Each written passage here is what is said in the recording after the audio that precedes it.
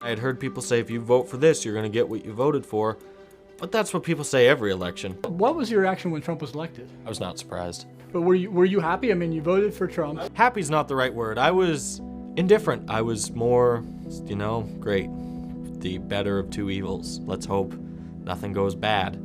And then now it's going bad. They say you don't know what you got till it's gone, but as these MAGA electricians in Maine, of all places, are finding out, it stings a lot more when it's your livelihood and when you're the one who voted it away. And it's kind of hard to feel bad for these people because they directly voted to kill the exact clean energy projects that were making the world and their lives better via the Biden administration. And as we'll see, even when they enter the "this isn't what I voted for" stage and try to put the blame on Trump for making them look stupid, well, how's that other saying about fooling me twice go? A catastrophic wave of layoffs is hitting electricians in Maine. It may be a preview of hundreds of thousands of jobs that could be lost nationwide after President Trump and Republicans just repealed billions in clean energy investments. It was like a light switch got opened, and all of our work just disappeared overnight. We went to Maine, where a solar boom has already come to an abrupt halt. I got laid off at the beginning of May. I haven't gotten any calls yet. I'm on unemployment right now, and in the state of Maine, that's $595 per week, and I pay rent, that's $1,350 a month. This has nothing to do with our local union or the companies around us bidding jobs. It solely comes down to what's happening in our federal government right now.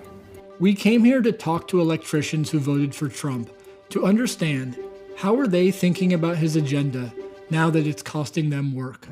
We're outside Bangor, Maine, and we're headed to meet an apprentice electrician who's been working steadily for the last several years, but suddenly he finds himself unemployed, and he wants to talk to us about why. Braden House is an apprentice electrician who last year voted for Trump.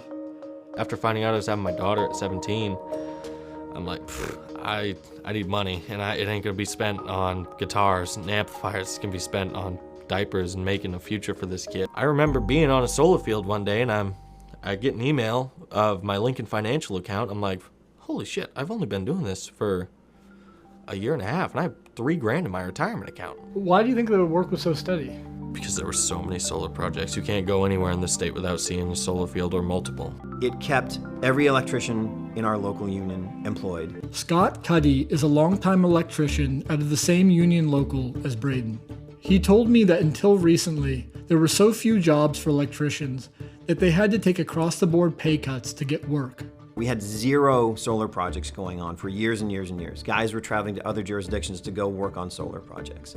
That started to change in 2022. President Biden's signing of the Inflation Reduction Act today comes after more than a year of negotiations among Democrats in Congress. The Inflation Reduction Act was the largest federal investment in clean energy jobs in American history. It provided tax credits that encouraged business to build renewable projects like solar, wind, and battery storage. And as those projects multiplied, the landscape for skilled trades workers transformed. The rate for a union electrician is currently about $39 an hour. In 2020, we were at about $29, $30 an hour. So we have seen an enormous increase in the wages for the people doing the work, and that's because when you have work to do, you get bargaining power. They were so desperate for people, they'd raise the amount of money they'd pay you per hour to get you there, and it was competitive. Like, companies were competing on how much they would pay their guys to get the amount of guys that they needed to finish these solar fields. Solar, it fed my family. Solar lined my pockets, and it gave me work for years. Take me through your thinking. What was your thinking when you decided to vote for Trump? When I voted for Trump, my big thing was I agreed with his stance on immigration. I agreed with his idea of no tax on tips, no tax on overtime. I liked his stance on no new wars. And now we're seeing the exact opposite happen. The immigration thing and Palestine were two of the biggest things that turned people off to the Biden administration and to the potential Harris administration. At least in who I've spoken to on job sites. What was your reaction when Trump was elected? I was not surprised. But were you happy? I mean, you voted for Trump. Yeah, I was pretty happy. Happy's not the right word. I was indifferent. I was more, great. The better of two evils. Let's hope nothing goes bad. And then now it's going bad.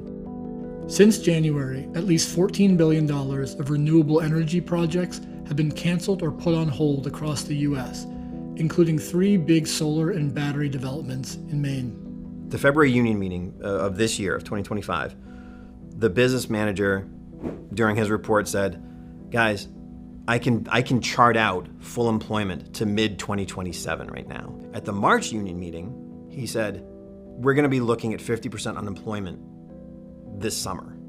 It went from, I can see full work, get your strength back so you can get back out on the job for the next thing, till 2027, to we will be at 50% unemployment this year.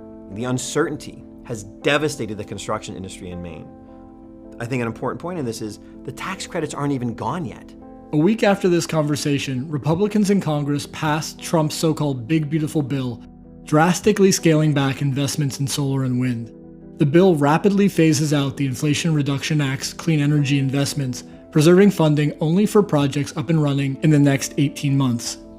That will likely derail hundreds of billions of dollars of planned construction and eliminate hundreds of thousands of jobs. When did you realize this would affect you? It really hit me about 2 weeks into my layoff, because at first it was like, yeah, these layoffs should only last 1 or 2 weeks. And then the 4th week came around, and that's when it really hit me that we might be in for no work for a while. I will terminate the Green New scam immediately. It's the greatest scam. They love to have the guys standing behind them in the hard hats when they have a press conference, but when it comes to doing the actual policy that will actually help us, we have that policy in place right now. It's the IRA. It's helped bring more people into the trades. It's helped us get paid more, and this is across the board. The policy's in place. If you just let the policy survive, we'll be fine. This is a great bill. This is going to be a great bill for the country. I think he could swallow his pride. He's cutting the things that Joe Biden did that made labor so good in the name of, I don't like Joe Biden, so I don't want to stand for anything he stood for. But you shouldn't be cutting something that your predecessor did that was good because he's your predecessor.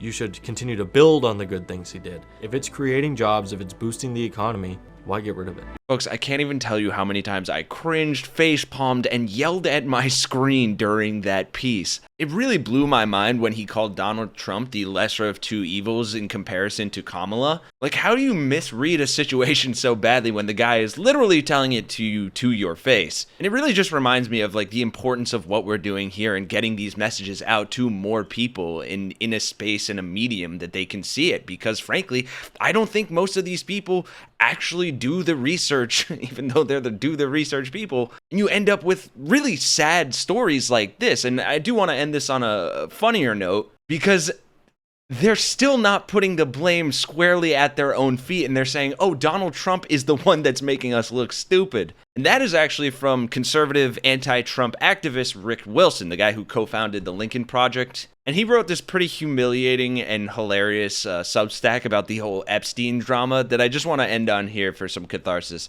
He says, I know we're spending a lot of time on this matter, but it's important for so many reasons. They thought it was coming. They swore it was coming. The Epstein files, the holy grail of MAGA and Q-addled rage, the long-promised Rosetta Stone that would finally expose the deep state, the Clintons, Tom Hanks, and your local kindergarten teacher, and maybe even the ghost of Antonin Scalia.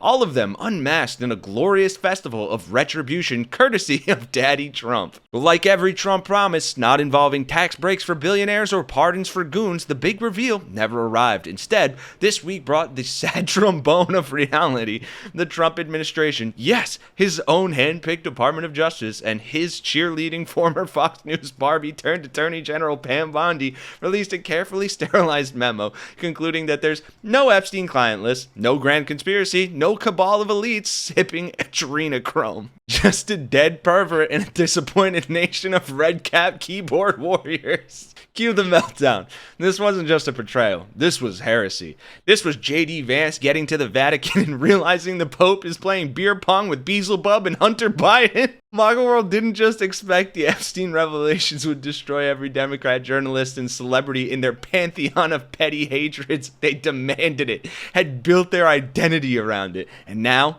Trump torched the stage, pissed on the ashes, and told them it's over, move on. And oh, they're moving on all right into a frothing civil war with each other. Let's be clear, the Epstein files were one of those low-cost chum buckets the MAGA scamfluencer and talk radio dipshits love to toss to the Trumpian mob, feeding the illusion of a conspiracy, reinforcing the in-group loyalty of the MAGA pedo hunter club. The oddity, of course, that never tweaks their wet-brained minds is the sheer number of MAGA elected officials, evangelical youth pastors, donors to, and friends of Donald Trump who turned out to be monstrous pedos.